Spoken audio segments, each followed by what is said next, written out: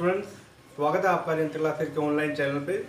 देखिए बेटा, हम लोग बात कर रहे थे पॉलिटिकल साइंस की, और पॉलिटिकल साइंस में हमारे दो खंड है। बार बार मैं आप लोगों को बता रहा हूँ, इन दो खंडों में से हम आज खंड ब का अध्ययन करने जा रहे हैं।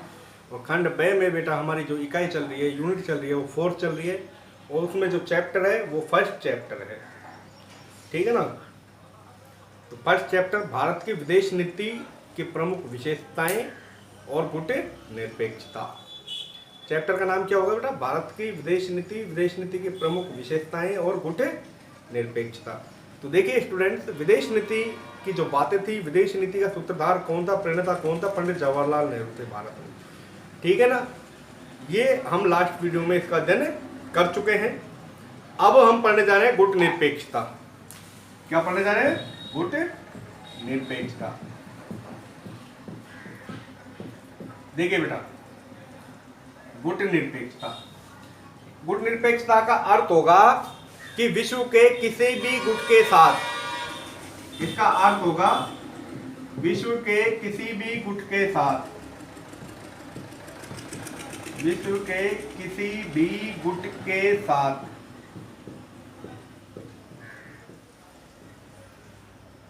जुड़ाव, विश्व के किसी भी गुट के साथ जिसका स्वरूप या जिसका सैनिक स्वरूप हो, जुड़ाव नहीं रखना।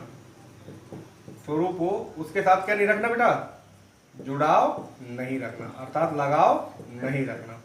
अर्थात कहना यह चाह रहा है कि गुट निरपेक्ष कि विश्व में किसी भी ऐसा गुट जिसका स्वरूप सैनिक हो, गुट निरपेक्ष आंदोलन उस गुट के साथ जुड़ाव नहीं रख सकता। क्योंकि जैसा कि आपको बताया गया है कि विश्व में पहले दो महाशक्तियां थी, एक अमेरिका और दूसरी रूस। संयुक्त राज्य अमेरिका और पूर्व सोवियत संघ, या रूस कह सकते हैं हम उसको, है ना। मैं बताऊंगा आपको, पिछली वीडियो में मैंने आपको बताया था कि विश्व दो किसी भी गुट के साथ जिसका स्वरूप क्या हो बेटा? सैनिक। तो सैनिक स्वरूप किन गुटों के थे? दो गुट थे भारत में पहले, पूरे विश्व में। एक पूंजीवादी गुट था, दूसरा साम्यवादी गुट था। पूंजीवादी जो गुट था वो यूएसए, अमेरिका से था, धनी देश था, संयुक्त राज्य अमेरिका में जिसको कह सकते हैं। ये साम्यवादी था बेटा यूएसएसआर, पूर्व सोवियत संघ। ये दो गुट थे। अब इन दो गुटों के जो सैनिक संगठन थे, कौन कौन से थे? नाटो, सीटो, सेंटो, वार्सा, ये इनके क्या थे बेटा? सैनिक गुट थे। अब गुट कैसे कैसे थे? नॉर्थ एशियाई ट्रेडिंग ऑर्गेनाइजेशन, साउथ ईस्ट एशियाई trading organisation, south east nation trading organisation. ये बेटा इनके क्या थे? सैनिक गुट थे। और गुट निरपेक्ष जो आंदोलन के सदस्य हैं, गुट निरपेक्ष के जो सदस्य हैं, कि विश्व के किसी भी गुट के साथ जिनका स्वरूप कैसा हो? सैनिक हो, हम उनके साथ क्या नहीं रख सकते? जुड़ाव नहीं रख सकते। यह नीति विश्व राजनीति में स्वतंत्र नीति व अनुसरण पर बल देती थी।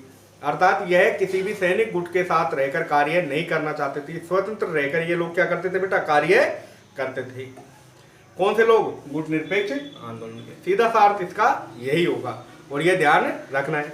एक और अर्थ मैं बता देता हूं आपको, नोट कर लेना आप लोग, कि इस नीति का अर्थ है विश्व के किसी भी गुट का साथ जिसका स्वरूप सैनिक हो, उसके साथ वो लोग जुड़ाव नहीं रखेंगे। नाटो, सीटो व वार्सा सैनिक संगठन जैसे गठबंधनों में शामिल न होकर अलग अलग रहना, यह ऐसी नीति है जो विश्व नीति में स्वतंत्र नीति के अनुगमन पर बल देती है। यह नीति सभी गंभीर अंतर्राष्ट्रीय समस्याओं पर निरपेक्ष, स्वतंत्र व वस्तुनिष्ठ रुख अपनाने की वकालत करती है। यह तटस्थता की नीति है। यह तटस्थता की नीति नहीं है, बल्कि विश्व राजनीति की जटिल गुटीय प्रभावशीलता से मुक्त एक स्वतंत्र नीति है। यह नीति अंतर्राष्ट्रीय विवादों को शांतिपूर्वक व अहिंसक समाधान की पक्षधर है। ठीक है बेटा, ये ध्यान हो जाएगा। फिर पूछता है कि गुट निरपेक्ष आंदोलन के प्रणेता देश कौन कौन से हैं? गुट निरपेक्ष आंदोलन के प्रणेता देश कौन कौन से हैं?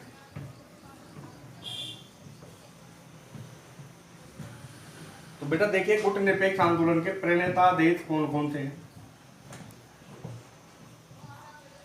गुट निरपेक्ष आंदोलन के प्रणेता देश, देखिए बेटा कि प्रणेता देश कौन कौन से हैं। तो प्रणेता देशों की बात करें, भारत, मिस्र और यूगोस्लाविया।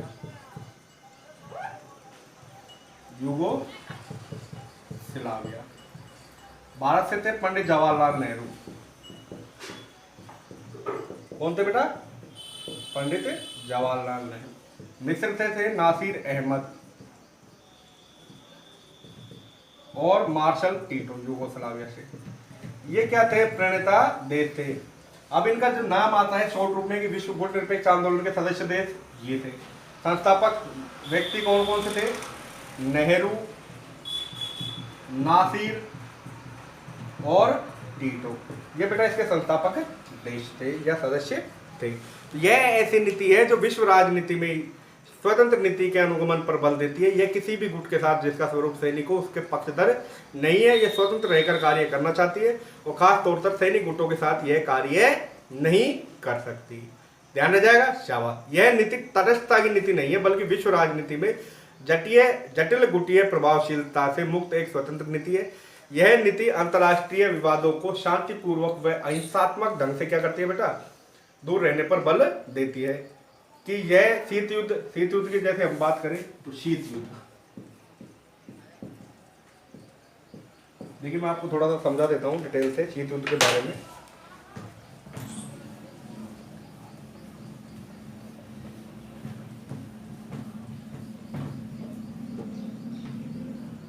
देखिए स्टूडेंट्स,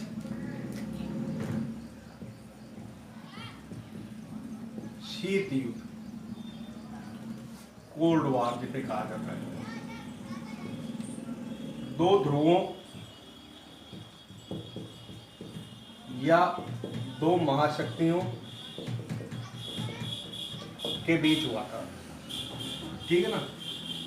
विश्व का सबसे लंबा युद्ध 1948 से 1991 तक। अब दो ध्रुव कौन से थे? दो महाशक्तियां कौन कौन सी थी? देखिए एक महाशक्ति का तो आपको नाम पता है वर्तमान में, अमेरिका। दूसरी जो महाशक्ति थी वो थी पूर्व सोवियत संघ, जिसे रूस भी कहा जाता है, संयुक्त राज्य अमेरिका। ठीक है बेटा? देखिए USA, United state of America, United state Soviet संघ है ना रूस, ये इसका अर्थ हो जाएगा। ये कैसा गुट था? पूंजीवादी गुट था। ये कैसा था? साम्यवादी। कैसा था बेटा? साम्यवादी। विश्व का सबसे लंबा चलने वाला युद्ध है, विश्व का सबसे लंबा चलने वाला युद्ध है। कौन सा युद्ध? शीत युद्ध। दो महाशक्तियों के बीच। कैसी लड़ाई थी? वैचारिक लड़ाई।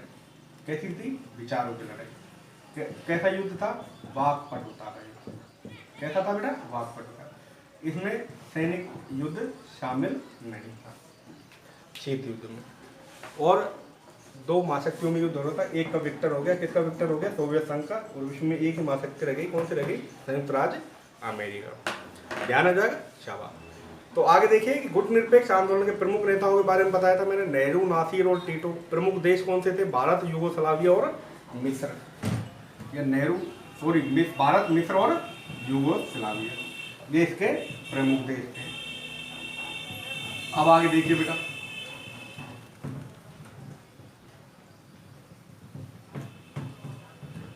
आगे देखिए कि गुट निरपेक्ष आंदोलन से तात्पर्य है। गुट निरपेक्ष का दूसरा नाम भी बता देता हूं मैं आपको। गुट निरपेक्ष आंदोलन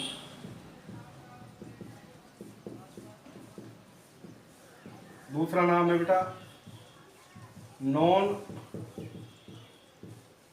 अलाइनमेंट मूवमेंट,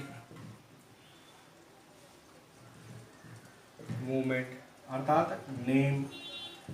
कब स्थापना हुई इसकी? 1961 में। कहाँ हुई थी? बेलग्रेड में। ठीक है बेटा। बेलग्रेड कहाँ स्थित है? सर्बिया में। अस्तित्व में कब आया था? 1955 बांडुंग सम्मेलन में। अस्तित्व में कब आया था ये? 1955 के बांडुंग सम्मेलन में आया था। वर्तमान में कितने देश हैं? 120 सदस्य देश हैं। भारत में 1983 में इसका क्या हुआ था? सम्मेलन हुआ था। इसका मुख्यालय कहाँ स्थित है? जकार्ता, इंडोनेशिया में। नोट्स में आपको सब कुछ मिल जाएगा, ठीक है, ध्यान से देखिएगा। गुट निरपेक्ष आंदोलन, पूरा नाम नॉन अलाइनमेंट मूवमेंट, जैसे नेम के नाम से भी जाना जाता है। स्थापना कब हुई थी? 1961 बेलग्रेड सर्बिया में हुई थी। 1955 बांडुंग सम्मेलन में यह अस्तित्व में आया था। इसमें कितने सदस्य देश हैं? 120 सदस्य देश है। भारत में इसका सम्मेलन कब हुआ था? 1983 में। जकार्ता, इंडोनेशिया में इसका मुख्यालय। क्या कार्य था इसका? गुट निरपेक्ष आंदोलन के जो कार्य थे, गुट निरपेक्ष आंदोलन के कार्य यह थे कि यह किसी भी विश्व के गुट के साथ रहकर कार्य नहीं करेगा, खास तौर से उन गुटों के साथ जिनका स्वरूप कैसा हो बेटा? सैनिक हो, ठीक है ना, कि उन लोगों के साथ कभी भी कार्य नहीं करेगा जिनका ये सैनिक है, और यह स्वतंत्र रीति और नीति पर अनुगमन देता है। फिर संस्थापक सदस्य राष्ट्र हो गए, स्थापना हो गई। ये सब चीज़ें आपको ध्यान से समझनी है और नोट करनी है। अब देखिए गुट निरपेक्षता में मोदी सरकार ने इसे संपूर्ण विश्व में पड़ोस पहल की नीति के बारे में भी समझाया गया है कि प्रधानमंत्री नरेंद्र मोदी ने अपने पद की शपथ लेते ही सबसे पहले अपने पड़ोसी देशों के साथ क्या किया बेटा? समझौता किया, व्यापार करना स्टार्ट कर दिया, ठीक है ना। और विश्व के किसी भी गुट के साथ जो सैनिक था उसके साथ हम क्या नहीं करेंगे? समझौता नहीं करेंगे। जैसे दो महाशक्तियाँ थी, कौन कौन सी थी? शीत युद्ध के समय, जैसा कि आप सभी को पता है। देखिए बेटा आगे ये नोट कर लेना और आगे देखिएगा कि गुट निरपेक्ष भारत में विदेश नीति में या भारत की विदेश नीति में गुट निरपेक्षता को अपनाने के क्या क्या कारण रहे हैं। तो भारत की विदेश नीति में गुट निरपेक्षता को अपनाने के जो कारण रहे हैं वो प्रमुख कारण ये है। पहला ये है कि भारत किसी गुट के साथ जुड़कर विश्व में तनाव की स्थिति उत्पन्न करने के पक्षधर नहीं था, कि भारत विश्व में किसी भी गुट के साथ जुड़कर तनाव की स्थिति उत्पन्न नहीं करेगा और किसी भी सैनिक गुट का पक्षधर नहीं रहेगा। अंतर्राष्ट्रीय राजनीति में भारत स्वतंत्र नीति के अनुगमन पर क्या देता है बेटा? बल देता है। आर्थिक विकास हेतु दोनों शक्तियों से क्या रखता है? संबंध रखता है। कौन कौन सी शक्तियां थी जो शीत युद्ध के समय जब मैंने बताई थी आपको? पूंजीवादी और साम्यवादी। इस नीति में अटूट श्रद्धा व विश्वास रखता है। भारत की ऐतिहासिक पृष्ठभूमि या विविधतापूर्ण बहुलवादी संस्कृति के अनुकूल है। भारतीय विदेश नीति के नवीन आयाम यह है कि भारतीय विदेश नीति की मुख्य विशेषता ही इसकी निरंतरता है। भारतीय विदेश नीति की मुख्य विशेषता क्या है? इसकी निरंतरता है, कि इसका मुख्य उद्देश्य एक सुरक्षित और स्थिर क्षेत्रीय पर्यावरण की स्थापना करना है। आगे देखना, ताकि भारत का आर्थिक विकास अनवरत जारी रहे। मोदी सरकार की मौजूदा जो विदेश नीति है वो आतंकवाद के प्रति शून्यता की है, जीरो टॉलरेंस की नीति है। दूसरे यह भारत को एक शक्तिशाली राष्ट्र बनाने की नीति है। तीसरी यह है कि यह विदेश नीति एक रूपांतरकारी कूटनीति है जिसके 3 बिंदु है: व्यापार, संस्कृति और संबंध। और चौथे इसके 5 मूल सिद्धांत हैं। कौन कौन से हैं? निरंतर वार्ता, कि भारत विदेशों के साथ निरंतर वार्ता करता रहता है। आर्थिक समृद्धि को प्रोत्साहन, भारत की प्रतिष्ठा और सम्मान में वृद्धि, राष्ट्रीय सुरक्षा का समर्थन, भारतीय संस्कृति एवं सभ्यताओं की मान्यताओं को प्रोत्साहन देना। और जो विदेश नीति के भी प्रमुख जो सिद्धांत है, सह अस्तित्व और गुट निरपेक्षता, अर्थात जियो और जीने दो के सिद्धांत पर यह आधारित था, ठीक है बेटा। और पंचशील के जो सिद्धांत कौन कौन से थे? प्रादेशिक अखंडता और देश की सुरक्षा करना और अनाक्रमण। प्रमुख गुट निरपेक्ष आंदोलन के सदस्य देश भारत, मिस्र और यूगोस्लाविया था।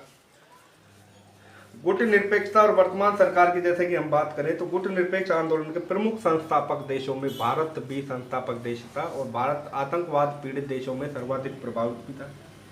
और भारत किसी भी एक गुट के साथ जुड़कर विश्व में तनाव की स्थिति उत्पन्न करने का पक्षधर नहीं था, ठीक है बेटा। ये इसके कुछ प्रमुख आयाम हैं।